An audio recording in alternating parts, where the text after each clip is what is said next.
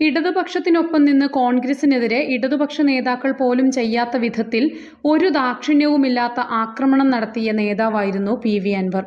തന്റെ social media കോൺഗ്രസിനെതിരെയുള്ള cyber bullying കേന്ദ്രമായി പോലും അൻവർ മാറ്റിയിരുന്ന ഒരു കാലമുണ്ടായിരുന്നു. അവിടെ നിന്നും പെട്ടെന്നുള്ള അൻവറിന്റെ മലക്കം മറിച്ചിൽ ഇഷ്ടപ്പെടാത്തവരായ കോൺഗ്രസ് പ്രവർത്തകർ ഏറെയുണ്ട്. ഇടതുബന്ധം അവസാനിപ്പിച്ചു വന്ന അൻവർ കോൺഗ്രസിലെ മുസ്ലിം ലീഗുമായി ചങ്ങാത്തം കൂടുന്നതും ഒരു വിഭാഗം കോൺഗ്രസ് പ്രവർത്തകരെ ചൊടിപ്പിച്ചിട്ടുണ്ട്. ഇതുമായി ബന്ധപ്പെട്ട് ഒരു KSU പ്രവർത്തക അൻവറിനെ കുറിച്ച് സമൂഹ മാധ്യമങ്ങളിൽ പങ്കുവച്ച കുറിപ്പ് ഇപ്പോൾ വൈറലാവുകയാണ്. ആ കുറിപ്പിൽ പറയുന്ന പ്രധാന കാര്യങ്ങൾ ഇങ്ങനെയാണ്.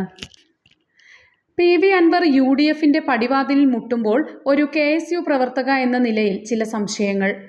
CPM അനുഭാവിയും കടുത്ത കോൺഗ്രസ് വിമർശകനുമായിരുന്ന പി.വി. അൻവർ പിണറായി വിജയനുമായി തെറ്റിപ്പിരിഞ്ഞ് CPMൽ നിന്ന് പുകഞ്ഞുകൊള്ളിയായി പുറത്തു വീണ് കത്തിപ്പടരുമെന്നായിരുന്നു എല്ലാവരും വിചാരിച്ചത്.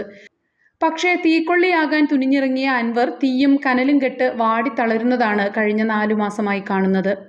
ഒടുവിൽ കനൽ ഒരു തരിയായി കിടന്നപ്പോൾ അത് ജ്വലിപ്പിക്കാൻ ഇന്ത്യയിലെ ഓരോ രാഷ്ട്രീയ പാർട്ടികളുടെയും പടിമുറ്റം കയറിയിറങ്ങി അവസാനം തൃണമൂലുമായി കൈകോർത്തു.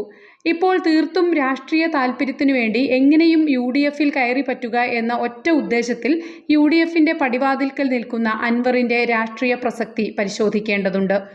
പി.വി. അൻവർ എന്ന MLA CPMന് ഒപ്പം നിന്നപ്പോഴും CPMന്റെ കടന്നൽ സൈബർ ആയിരുന്നപ്പോഴും സമൂഹ മാധ്യമങ്ങളിൽ ഇടപെടൽ നടത്താൻ അൻവറിനായിരുന്നു. പക്ഷേ നിലമ്പൂരിനപ്പുറം അൻവറിന് രാഷ്ട്രീയ പ്രസക്തിയുണ്ടോ എന്നുള്ള ചോദ്യത്തിന് ഉത്തരമില്ല. മുന്നണി പ്രവേശത്തിനായി അൻവർ വാതിൽക്കൽ മുട്ടുമ്പോൾ പി.വി. അൻവറിന്റെ ശ്രമം രാഷ്ട്രീയത്തിൽ നിലനിൽക്കുക എന്നുള്ളത് മാത്രമാണ്. രാജിവെച്ച് 4 മാസം പിന്നിടുമ്പോൾ കേരള രാഷ്ട്രീയത്തിൽ അൻവറിന്റെ പ്രസക്തിയും അൻവറിന്റെ കരുത്തും ചോദ്യം ചെയ്യപ്പെടുകയാണ്. ഇടത് വലത് മുന്നണികളിൽ ഏതെങ്കിലും ഒന്നിന്റെ ഭാഗമല്ലാതെ കേരള രാഷ്ട്രീയത്തിൽ അൻവറിന് ഒന്നും ചെയ്യാൻ കഴിയില്ല എന്ന് ഇതിനോടകം ബോധ്യപ്പെട്ടു കഴിഞ്ഞു. കേരള രാഷ്ട്രീയ ഫലത്തെ സ്വാധീനിക്കാൻ കഴിയുന്ന ഒന്നും അൻവറിന്റെ പക്കലില്ല. നിലമ്പൂരിനപ്പുറം ഇലക്ട്രൽ പൊളിറ്റിക്സിനെ സ്വാധീനിക്കാൻ അൻവറിന് കഴിയുന്നില്ല. നിലമ്പൂരിൽ ആര് മത്സരിക്കണം എന്നതിലടക്കം അഭിപ്രായത്തിനപ്പുറം നിബന്ധനകൾ വെച്ച് മുന്നണി പ്രവേശനം എന്ന പ്രതീതി വരുത്താനാണ് അൻവറിന്റെ ശ്രമം.